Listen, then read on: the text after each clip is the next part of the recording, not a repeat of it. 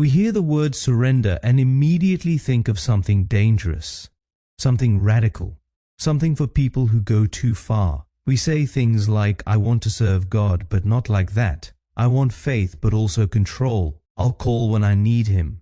But what if surrender is not the extreme? What if the opposite is true?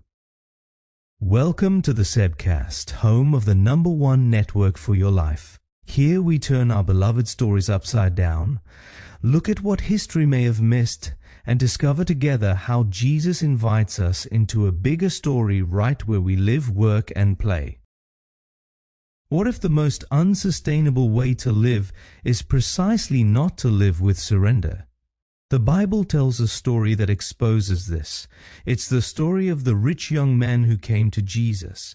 He was moral, devoted, serious. He did everything right. And yet there was something he himself felt was missing.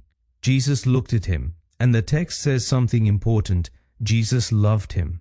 And then Jesus invited him to surrender, not as punishment, not as a test, but as liberation.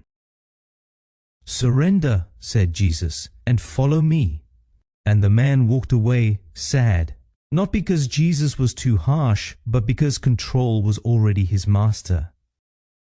We think surrender steals freedom, but look closely, the young man was already trapped. He was trapped in certainty, trapped in possessions, trapped in self-preservation. Surrender was not the danger, surrender was the way out.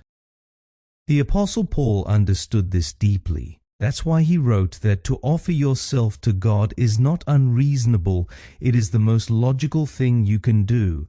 Not because God is powerful, but because God is good. We don't do things to earn God's love. We surrender because we are already loved. That changes everything.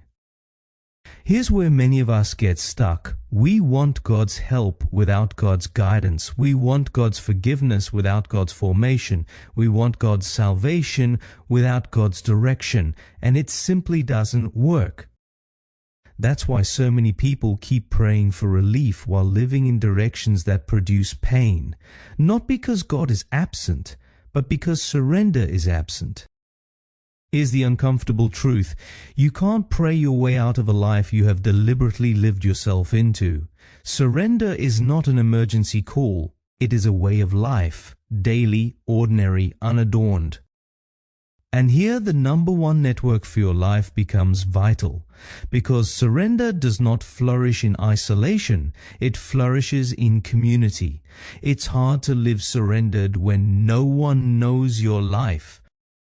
But when you live with other people who are also learning to surrender their will, surrender doesn't become extreme, it becomes normal. It becomes a rhythm, a daily habit, a simple prayer in the morning.